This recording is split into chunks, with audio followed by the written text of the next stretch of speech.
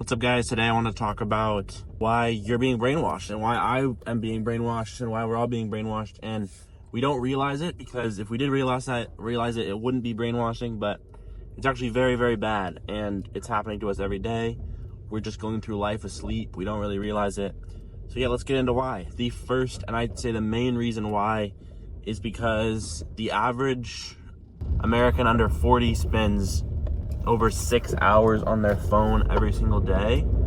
And this is not even including like TV or whatever. So like, let's say you're on your phone for 6 hours, and then at home you come home and you watch TV for 2 hours. So it can easily be up to 8.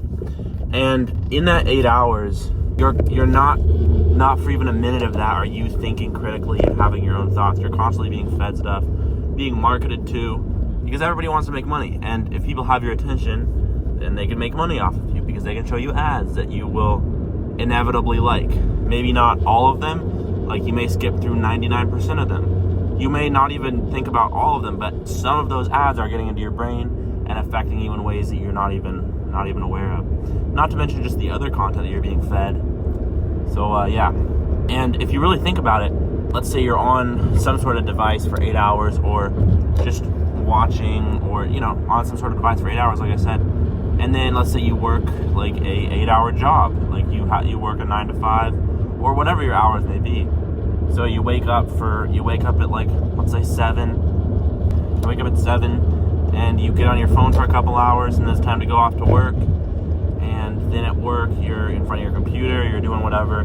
Again, you're not thinking critically, you're just doing your job, which is fine. That's nothing against that. And then after you get home, or on your break, you're on your phone at your work, on all your breaks. You may even check it when you're going to the bathroom, or maybe even you're on it while you're at work. And then when you get home, like I said, you're on your phone, and then maybe you watch some TV to unwind from your busy day.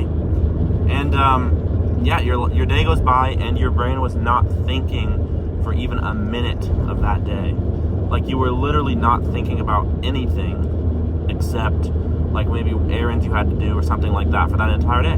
And you just do that for years and years and years, and that just puts you to sleep. That makes you a absolute robot. This kind of happened to me. I think everybody can fall into the trap, and a lot of people are in this trap. So yeah, it's very important that you just think. Like, just the thought of sitting there and thinking about nothing in particular is such a underused thing in today's world. I kind of talked about this a little bit in a previous video, but yeah. And so some things that you can do to avoid this is, first of all, reading. Reading is extremely good. Now you might say, oh, but reading is just like another way to absorb content, and you would be right. Reading is just another way to absorb content, but studies have shown that reading, the way you intake reading in your brain, is dramatically different than how you, let's say, intake a like TikTok or Instagram reel or whatever, and very positively different, right? Like your brain is forced to actually do work, and your cognitive function kicks in. Like your memory, you remember the things you read, or most of it at least, and you're forced to actually do something. It's not just a passive engagement like screens are. So that's number one. Reading just has so many benefits. Number two is just simply try and spend more time outside. Like, the more time you spend outdoors and not inside, the more chance you have to not be on your phone, and the more chance you have to see nature. Even if you live in like a city or a suburban area, even those like little trees that are sitting in the parking lots, like even that's better than just being inside and watching like TV all day. Not that watching TV is bad, right? But yeah, I like a good show, just as much as a nice person. But then the other thing you could do to kind of break out of this is try and when you think something very, very positively, like you hold a certain belief very positively, but you can't really pin down why. Just try and take a step back and like ask yourself, why is that? Why do I hold this belief so strongly to me?